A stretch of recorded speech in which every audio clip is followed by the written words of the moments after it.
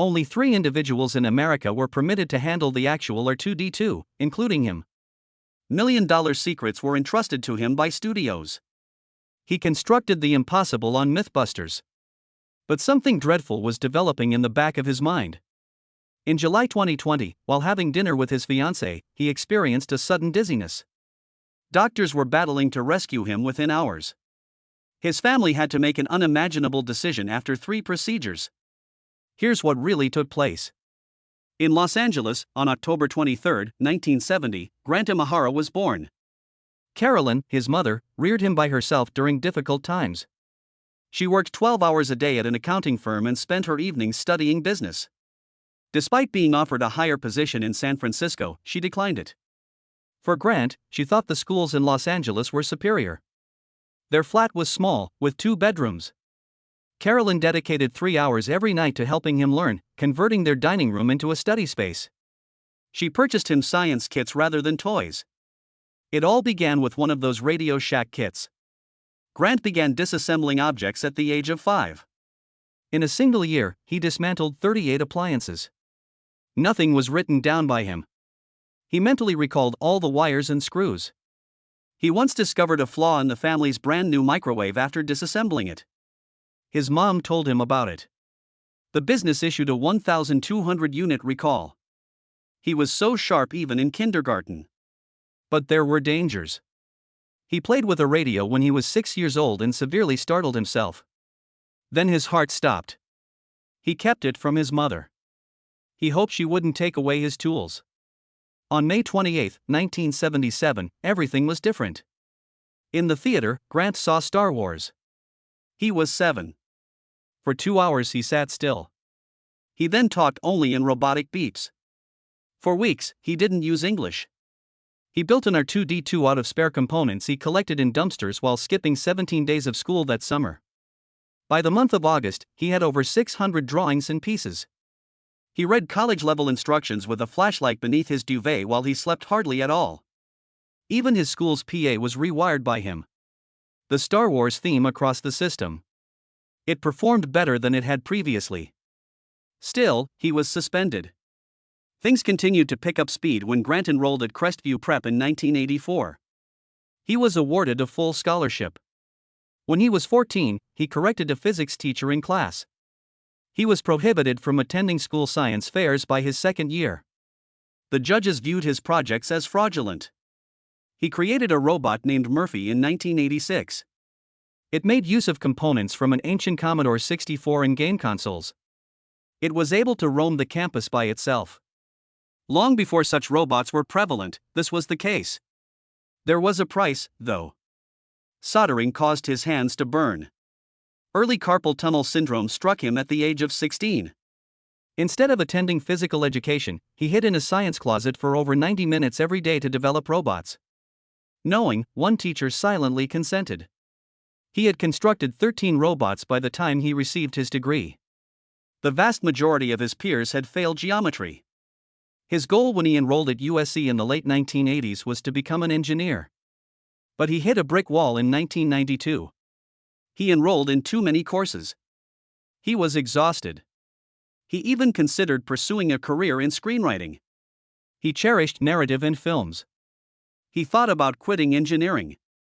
When he visited the film school, he inquired about switching his major. They warned him that it would be difficult. The creator of the well-known THX sound system, Tomlinson Holman, was the next person he encountered. Grant marveled. He took a daring step there. He volunteered to work as an unpaid aide to Holman.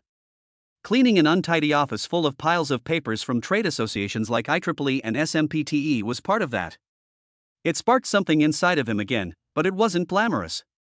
He saw the creative potential of engineering. Everything was different after that year of volunteering. Holman started mentoring. Grant obtained an internship at THX through him. Immediately following graduation in 1993, that internship became a full-time business.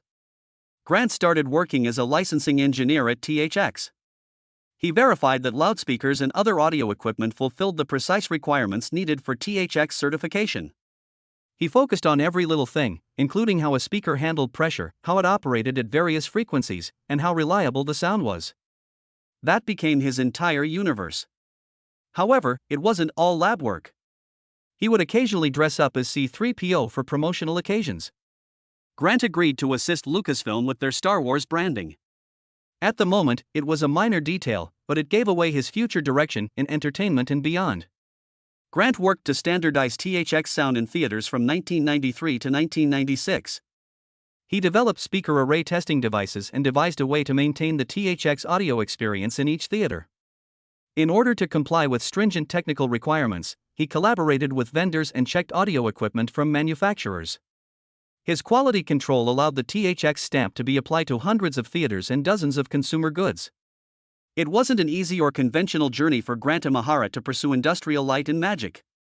He graduated with a degree in electrical engineering from USC in 1993 and began working for Lucasfilm's THX division. In order to achieve THX specifications, he worked on stress testing audio equipment. He didn't end up there, though. He took a risk in 1996 by moving to ILM's model shop. Everything changed with just one step.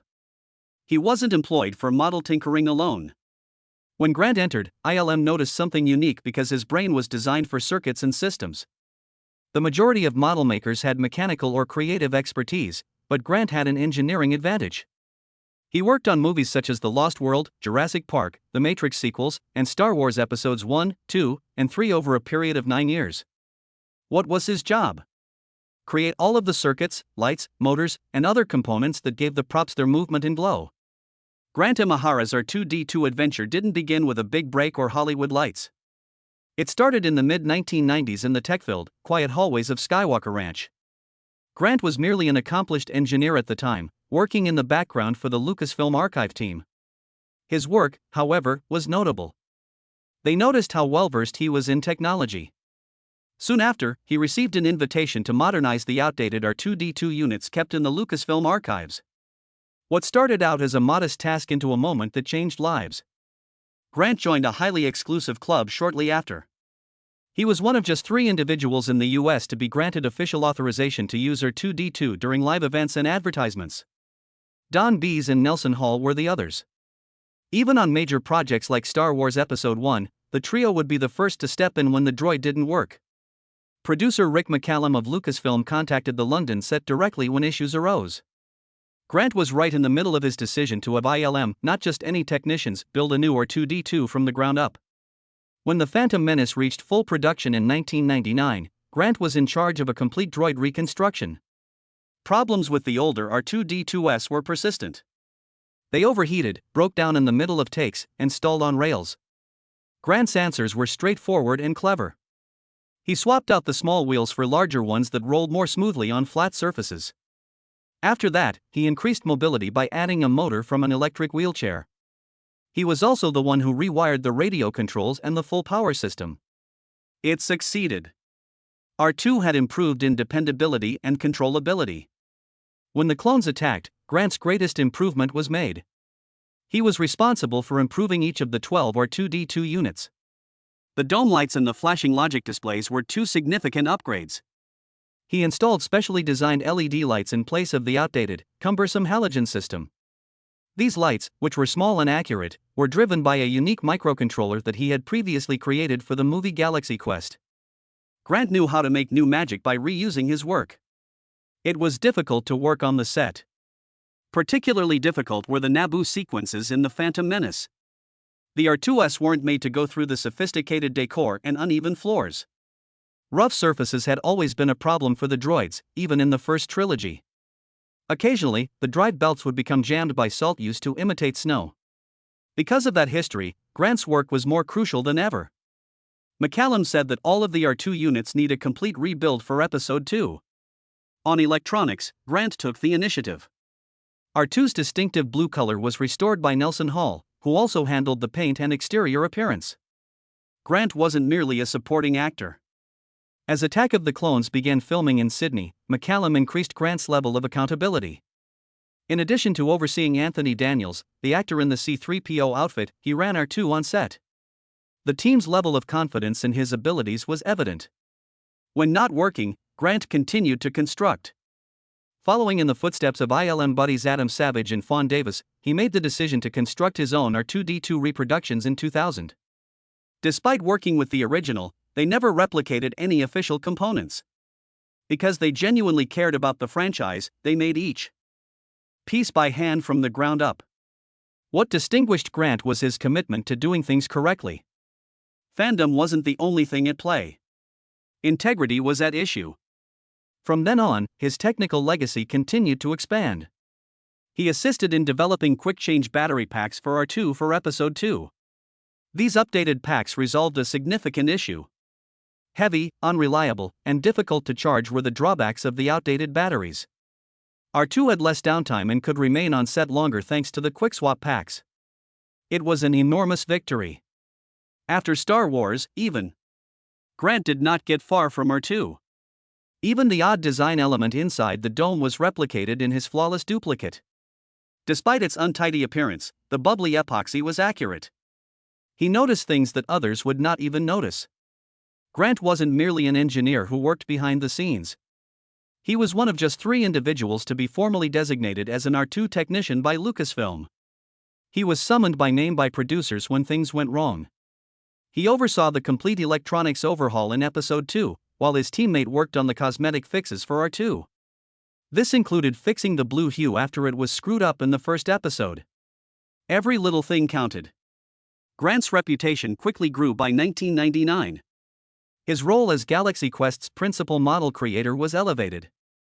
3 years after joining ILM, he was now in charge of one of the company's most well-known model-making initiatives. He used circuit boards to create realistic, shimmering effects for the light systems he created for the NSEA Protector spaceship. One of the few who could combine his engineering expertise with cinematic magic, he was ultimately able to do so. He still had more to prove. He also created a robot called Dead Blow and took part in Comedy Central's BattleBots tournament. In 17 battles, the robot prevailed in 10 of them. His creations became toys, a following, and even a book called Kickin' Butt, which was released in 2003 thanks to that tiny machine. Though he was able to expand his ideas outside of the studio, Grant's influence extended beyond robotics and motion pictures. He contributed to the revitalization of the Energizer Bunny, one of the most well-known mascots ever, in 2008. Grant created the company's animatronics from the ground up because they needed improvement. He created radio controls and circuit boards with 8-bit chips. The rabbits could wave their arms, twirl drumsticks, and start and stop their drums. 44 AA batteries were included in each one to demonstrate that Energizer meant business. Continues to go on, they claimed. Not only did Grant create the systems. During the filming of the videos, he personally managed the bunnies. This wasn't merely a smart technological ploy. It demonstrated how Grant's abilities might be used in any area of the entertainment industry. He contributed accuracy, originality, and consistency to everything from battery advertisements to televised robot fights to blockbuster movies. He was doing more than simply modeling. He was working through issues. His actions were improving the situation. MythBusters underwent a makeover in 2005. Scotty Chapman left the build team, but Grant Imahara was a far bigger addition. He changed the game. He wasn't just a replacement.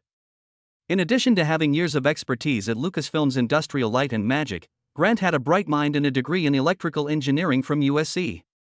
Nor was he new to the team. In addition to working with Adam Savage and Tori Belleci in the past, he had met Jamie Heenman during the BattleBots scene.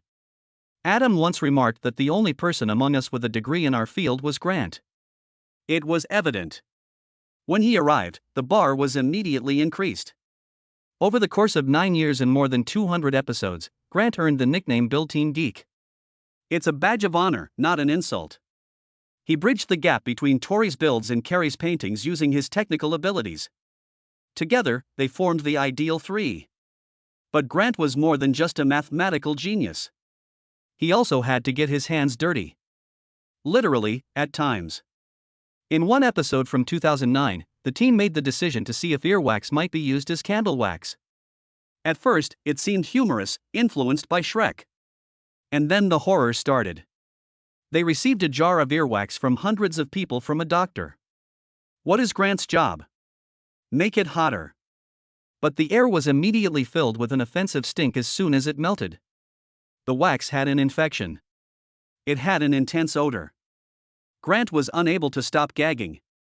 After the reaction was captured on tape, he was forced to leave the set. Years later, he still called it the grossest thing I've ever done in my life. Despite the messes and close calls, Grant always returned to what he loved most, robots. Before MythBusters, he competed on BattleBots with a robot called Dead Blow, a fast-striking, hammer-wielding machine. He didn't build Blendo. That was Jamie and Adam's creation, a terrifying spinning robot so dangerous it got banned after just 2 matches. But Grant made his mark in his own way. In 2010, while still working on the show, he built an animatronic skeleton sidekick for The Late Late Show with Craig Ferguson. It became a fan favorite. After leaving MythBusters in 2014, Grant didn't slow down. He teamed up with Disney to help design a cutting-edge robot project called Stickman. This became the basis for the Stuntronics robots now flipping through the air at Disney theme parks. But Grant's proudest project wasn't for TV or theme parks. Just before his death in 2020, he spent months building a lifelike Baby Yoda robot, not for profit, not for show, but to visit children's hospitals and bring smiles to kids who needed them most. Grant also had close calls on set, some far more dangerous than earwax. In a 2011 episode, the team built a replica of the flying guillotine, a weapon from old Chinese legends. Grant was in charge. While loading the device, it suddenly triggered. 3/4 ready, blades armed, and Grant right in the danger zone. The blade sliced through his shirt, barely missing his stomach. After that, he never touched it again without a thick leather apron. It was a reminder of how real the risks were on a show that tested myths, but often walked a thin line between curiosity and danger. While his career was in the spotlight, his personal life stayed mostly private. He was in a long-term relationship with costume designer Jennifer Newman. On December 7, 2016, at a surprise birthday party that turned into something more, Grant dropped to one knee and proposed. The ring was vintage, 1.56 carats, and cost him about $20,000. Jennifer's answer? Fuck yeah. That was them, raw, real, and deeply in love. Tragically, Jennifer was by his side during his final moments. It was July 11, 2020. They were eating dinner when Grant suddenly felt dizzy, weak, and in pain. Around 9 p.m. he became unresponsive. Jennifer called for help and paramedics rushed him to the hospital. At first, doctors thought they could save him. He had a brain aneurysm. The first surgery went well, but he stayed unconscious. A second procedure followed, but things got worse. By the time doctors prepared for a third operation, they found the damage was too severe. Grant was only 49 when life support was removed on July 13, 2020. His death shook the science and entertainment world. Even in his final year, Grant wasn't just building machines, he was spreading happiness. He spent 3 months creating a fully functional animatronic Baby Yoda. He designed, programmed, and even 3D printed the parts himself. But this wasn't for TV or money. He wanted to take it to children's hospitals to bring joy. He's a happiness maker, Grant said. That's how he saw his work. Tools to make others feel better. He also mentored high school students in robotics. Years later, those same kids became mentors too. His impact is still growing. Grant's Japanese-American roots were a big part of who he was. Born in Los Angeles on October 23, 1970, he was raised by his mother, Carolyn. His middle name, Masaru, means victory in Japanese. It fit him perfectly. His cultural values, precision, care, and quiet strength showed up in every project. When he appeared on MythBusters from 2005 to 2014, he wasn't just busting myths. He was showing Asian Americans that they could be engineers, creators, and stars on screen. He updated electronics on R2-D2, redesigned the Energizer Bunny, and broke barriers every step of the way. Grant Imahara's time on MythBusters ended in 2014, and fans were shocked.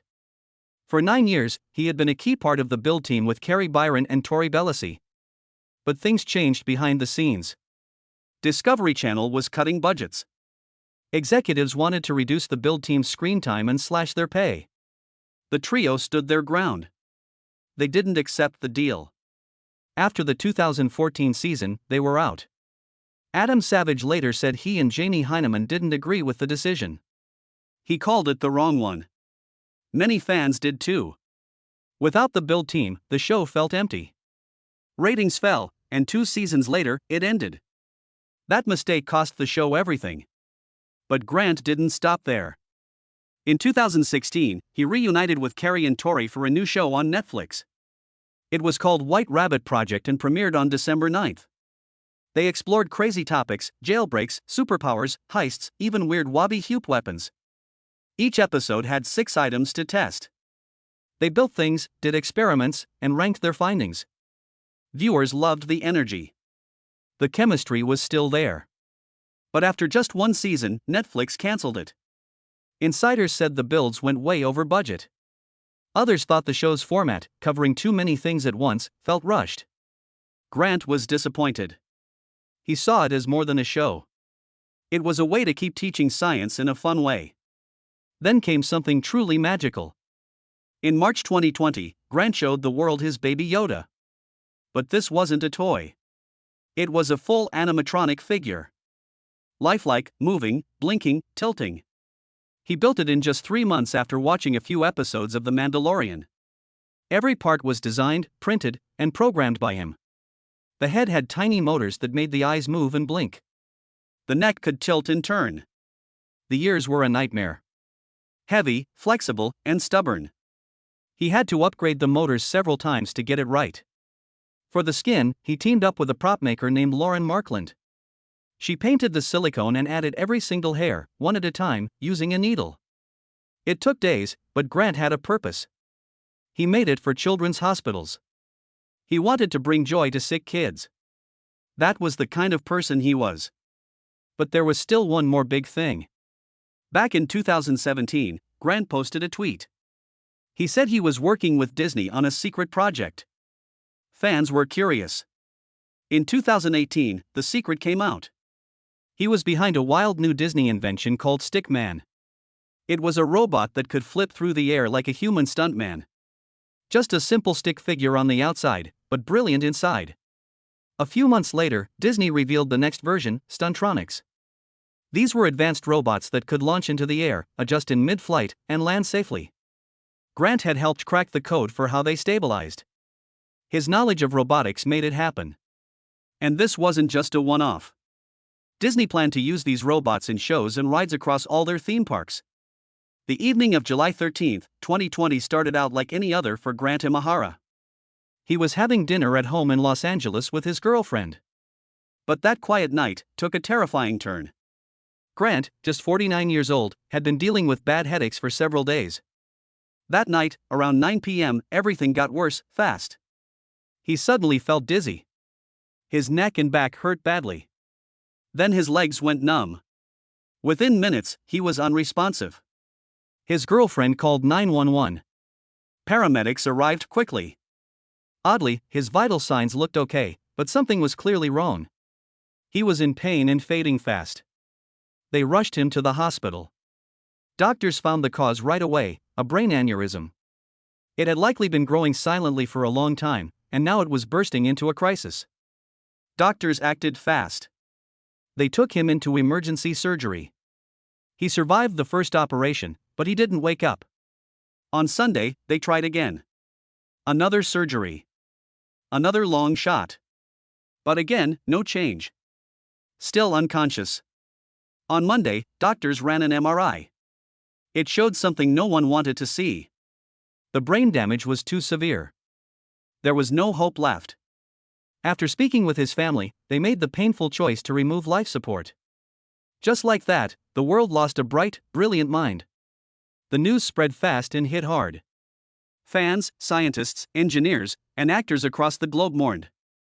Adam Savage, his friend and MythBusters co-star, said he was at a loss for words. He called Grant brilliant, generous, and gentle. Discovery Channel honored him with a 2-day marathon of his best shows, MythBusters, Killer Robots, and White Rabbit Project. In the gaming world, even Dungeons & Dragons paid tribute. Matthew Mercer named a character after him, Imahara Joe, a genius tinkerer in a fantasy world. It was a beautiful way to keep his spirit alive. Grant's former fiancée, Jennifer Newman, shared her grief publicly. She said she had lost a part of her heart and soul. But even in death, Grant's story didn't end. On what would have been his 50th birthday, October 23, 2020, his mother, friends, and former co-hosts launched something powerful, the Grant Imahara STEAM Foundation. It was built to continue his mission of mentoring young minds. The foundation focuses on helping students from all backgrounds explore science, tech, engineering, art, and math. Grant had once mentored a high school robotics team, team number 841 at Richmond High. That team still exists today, led by someone Grant once mentored.